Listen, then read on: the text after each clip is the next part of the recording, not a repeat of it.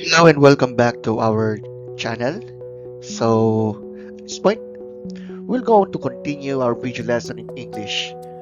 Well then, I guess we are already on the peak of it kasi malapit na po matapos talaga itong mga pinagtatalakay po natin dito. Malapit naman na po yung December, and as of this recording, November 30th. Yun. At this point, atin po ipagpapatuloy ang ating discussion, which is writing an exposition or discussion on a familiar issue to include key structural elements and language features. So, lahat ng na-discuss natin from lessons 1 to 4 this second quarter ay tila baga may pagsasama sa aralin na ito. So at this point, let's discuss this. Writing is a communication process where texts are embedded into different forms such as books, magazines, and any other meaningful written material.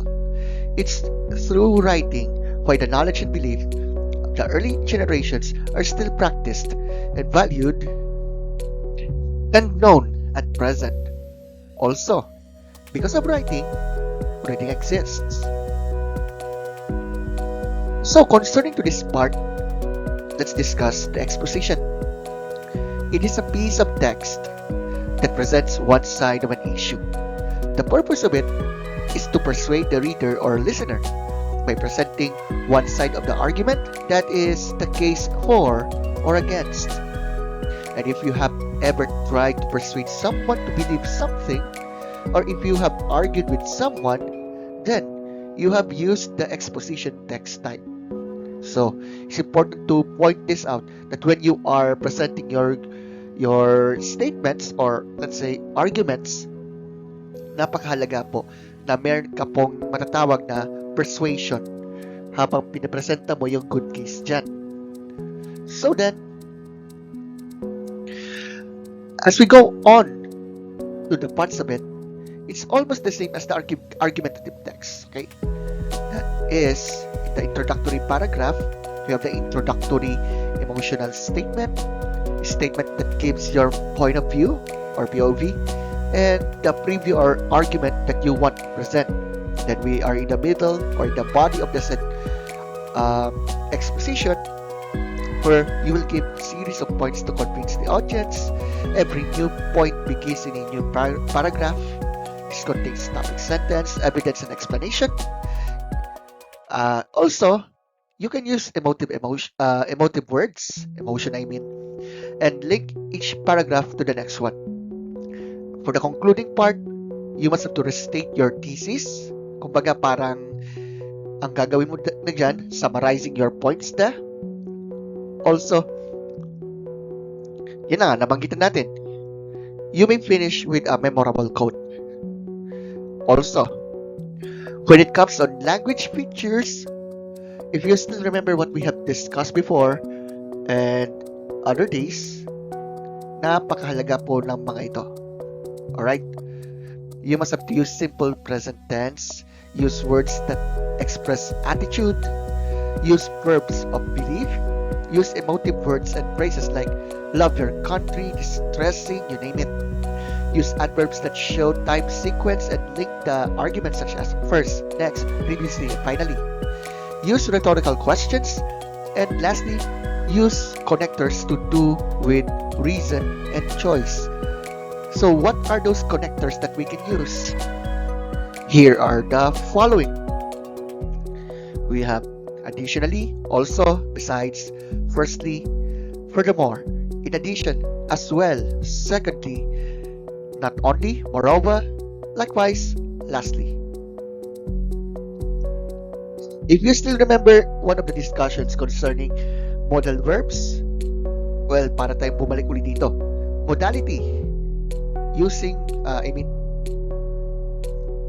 Modality, which is verb inflections that express how the action or state is conceived by the author, using words that express the author's attitude, qualify or confirm.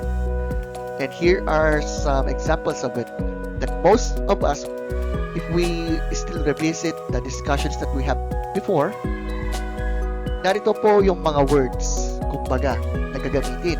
Like will, always, should, may, never, maybe, and many more. You can pause that video. You can pause this video so that you can analyze this. Now, let's go to discussion. Kanina po, exposition. How about discussion? So, discussion presents differing opinions, viewpoints, or perspectives on an issue, enabling the reader to explore different ideas before making an informed decision. The writer normally explores different opinions and ends with a personal opinion or a comment. Discussion text can be found in the following: talkback radio, when people with varying perspectives comment. Parang podcast din ang dating, no? Interviews when speakers with different points of view are questioned. Yan, parang yung una yan. Letters to the editor, when people respond in different ways to an issue. So if you have read newspapers, meron po tayong makikita doon na editors, letters to the editor. Yung sulat ng mga editor, yung mga reactions nila, kung ano yung mga suggestions, you name it. And lastly, kung halos lahat yan ay mapupunta lang naman yan sa mga news articles, sa mga dyaryo, editorials, trial judgments, and videotape results. So, ano naman po yung structure dyan? It's almost the same. But then, remember, tingnan nyo po ito. Sa discussion kasi, narito yung statement of position, where you will go to present brief introduction describing the situation, statement or question that serves the purpose of introducing the reader or listener to the author's point of view or thesis, and a statement of 2 points of view. Example, let's say, kasi active din ako sa apologetics. For example, ang naging discussion,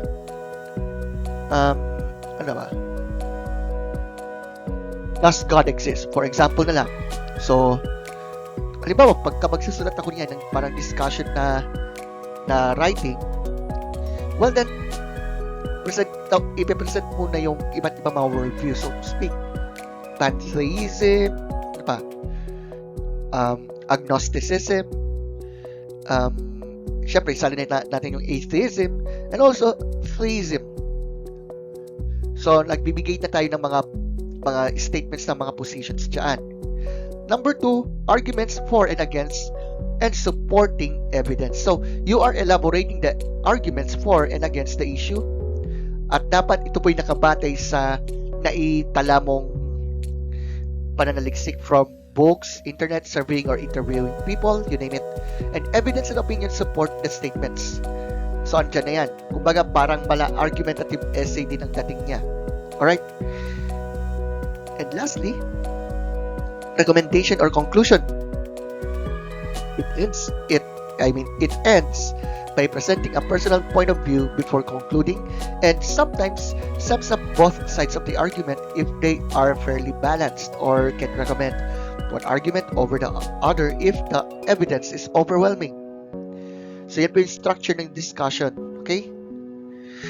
And here are the language features na pwede po nating magamit, lalong-lalo na kapag gagawa tayo ng discussion essay. So we have exposition essay, we have right now what do they call discussion. So use of present tense, use of general nouns to make statements, i.e.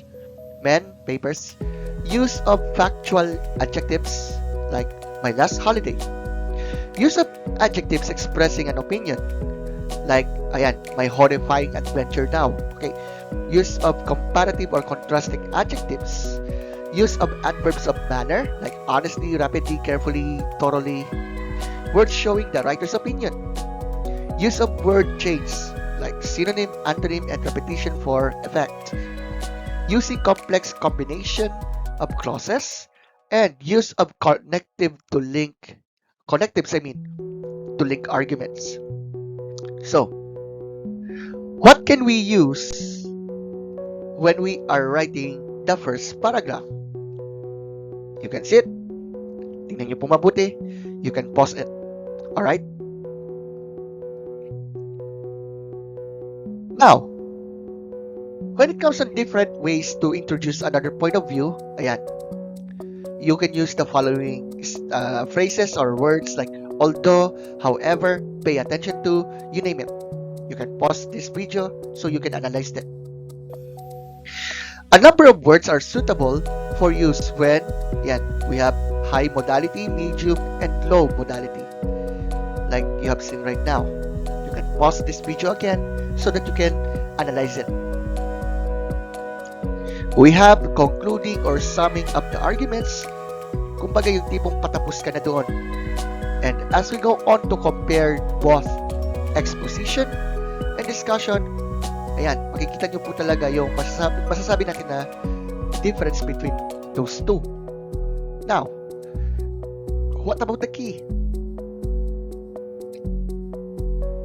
If a writer explores only one side of an issue, then he or she is creating an exposition text.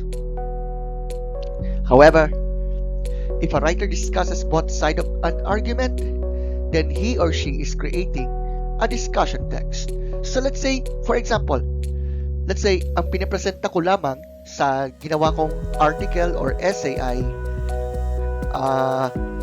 evidence that God exists, for example. So, ang pinipinpoint ko lamang yung evidence na nagpapatunay doon. So, I'm writing an exposition text. However, if I also discuss the side of skeptics like why God sends people to hell or why evil doesn't, bakit hindi pa rin tumitigil ang kasamaan sa mundong ito, or if God, why evil, so to speak. Tapos, ayan, pinipinpoint ko yung side ng theism, side ng skeptics, you name it. Then, I am creating a discussion text. More than that, as we point out this way, yung exposition at discussion na yan, we can point out here na may papresent yung mga arguments, how to refute those arguments, and you name it. And this is our discussion for English. Well, one more thing before we end this up. Kapag magsusulat tayo ng ating essay, especially argumentative essay, o may audience sa exposition or discussion text, we must have to make sure na malinaw po ang ating intensyon. May kinalaman sa mga pinapresenta nating mga argumento. Lalong-lalo na pagka nagpe-present tayo ng positive arguments for that. Sometimes kasi, kapag ka nagsusulat kasi minsan, or even in a debate format or discussions, dahil nga sa sobrang emotion, ganyan, talagang hindi po maiwasan na may mga personal na mga atake or what. We must have to avoid it, okay? Especially kapag ka we are discussing the other's view.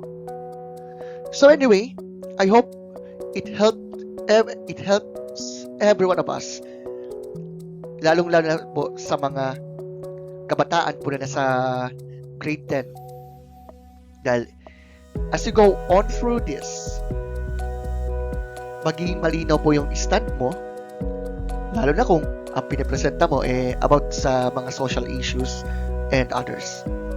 Anyway, that's all for now. Thank you guys for listening. And then we will go on through the last lesson for this quarter. So, for the further announcement, maghintay-hintay din.